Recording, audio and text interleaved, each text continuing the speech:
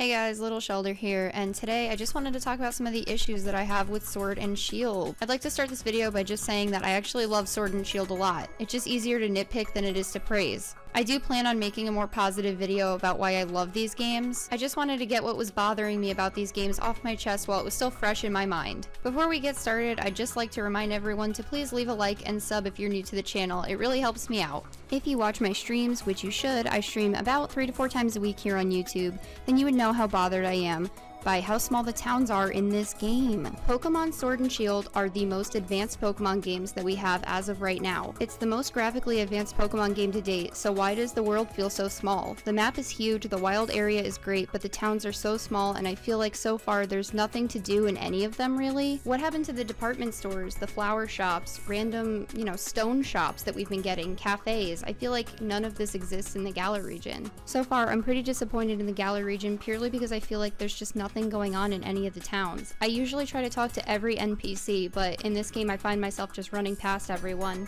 I just really wish I had a reason to revisit these beautifully designed towns. Most of them are just like 2 houses and a gym and a Pokemon Center. Like, no reason to ever come back there. Hammerlock, which is supposed to be the biggest city in the Galar region, only has a Pokemon Center, an Effort Ribbon Giver, Best Friends Ribbon Giver, a BP shop, boutique, hair salon, move tutor, Hammerlock Station, and Hammerlock Stadium.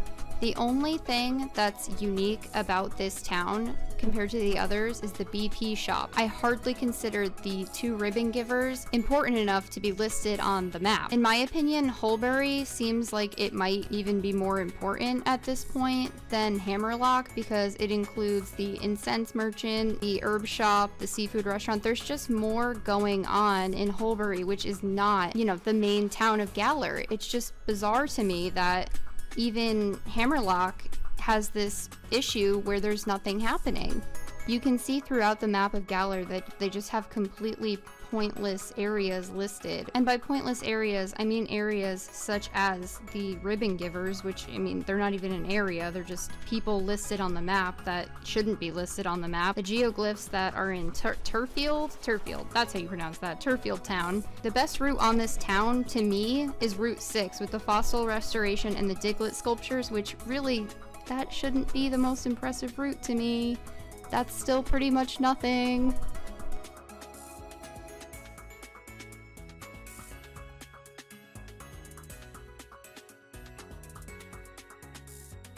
I even went back to Spikemouth because I remembered how small of a town that it was, and I tried to go in literally any of the buildings and all of the doors were just painted on. Like, why? Why can't I go into any of these buildings? Why is this even a town in the game? I genuinely do not understand the point of this entire area. Like, I get it, this is where Marnie's from, this is where Team Yell is from, but there's literally nothing in this town. My goodness. I also feel like both of the mines and Glimwood Forest should have been double their size. As I was recording this, I literally could not believe how small Glimwood Forest was. It took me like, 40 seconds to go find an item that I didn't even know was in there and then also make it from one end to the other. Like, that's just too small for Glimwood Forest, a part of the map that people were really excited to see.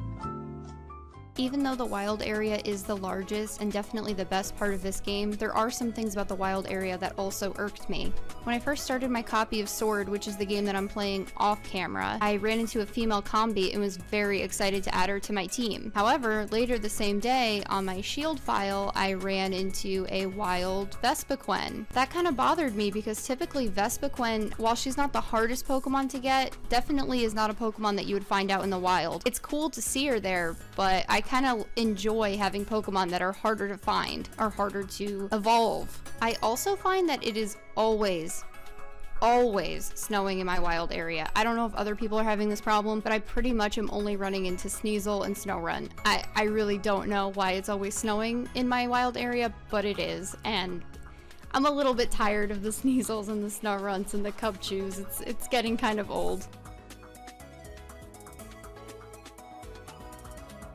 Another issue that I have with this game is that the cutscenes are really inconsistent. What I mean by this is that some look fantastic while others look absolutely horrible. One cutscene that stuck out to me in particular was the cutscene that they show you when you first arrive on Route 3. Sonia is trying to show you a factory, but that whole cutscene looks like it came out of a PS2 or GameCube game. I even said that that cutscene in particular reminded me of Tales of Symphonia. That game is like, what, 15 years old at this point?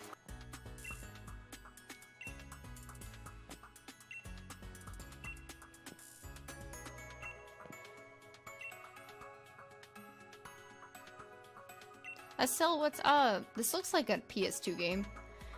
There's nothing here. I'm not trying to be critical of the graphics because stuff like that doesn't bother me, but I'm not gonna deny that this looks really bad right here. Like, this scene in particular looks horrible. And this looks fine, but like when they just did that, that looked really bad.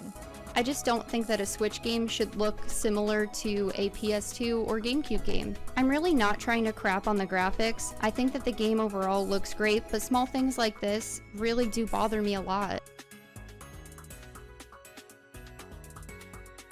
This might only bother me, as I haven't really heard too many people complain about it, but where the hell is the GTS? I'm so upset about the GTS missing from this game. Like, yes, there have been issues in the past, but fix those issues. I mean, I guess it doesn't really matter because the Pokédex is so small.